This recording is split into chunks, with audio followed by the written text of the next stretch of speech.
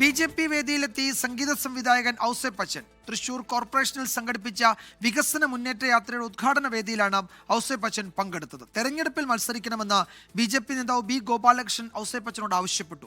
അതേസമയം വിമർശനവുമായി കോൺഗ്രസ് നേതാക്കളും രംഗത്തെത്തി. ഒരു വർഷം മുൻപ് RSS വേദിയിലെത്തിയതിനു പിന്നാലെയാണ് ഔസേപ്പച്ചൻ ബി.ജെ.പി. വേദിയിലെത്തിയത്.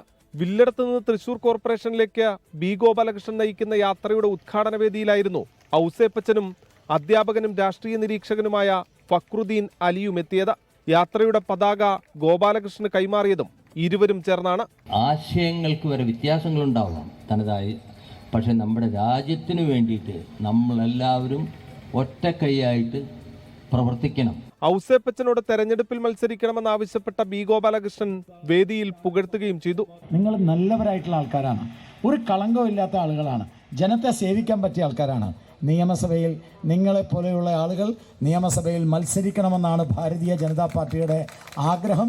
എന്നാൽ ഔസേപ്പച്ചൻ ബി.ജെ.പി. വേദിയിലെത്തിയതിനെ മുൻ എംപിയും കോൺഗ്രസ് നേതാവുമായ TN പ്രതാപൻ വിമർശിച്ചു. തൃശ്ശൂരിൽ ഉള്ള ആളുകൾ അല്ലെങ്കിൽ തന്നെ ഒരു അബദ്ധത്തിൽ തെറ്റുപറ്റി അത് പശ്ചാത്താപ സന്ദർഭത്തിലാണ്. ചിലരൊക്കെ ചില സന്ദർഭത്തിൽ ചിലതാവുമെന്ന് ചിലർക്കൊക്കെ അറിയാമല്ലോ. ബി.ജെ.പി. തൃശൂർ ജില്ലാ കമ്മിറ്റിയുടെ നേതൃത്വത്തിൽ തൃശൂരിന്റെ വികസനം ബി.ജെ.പിയുടെ ഗ്യാരണ്ടി എന്ന മുദ്രാവാക്യം ഉയർത്തിക്കൊണ്ട് 4 യാത്രകളാണ് ഇന്ന് സംഘടിപ്പിച്ചിരിക്കുന്നത്. 24 തൃശൂർ.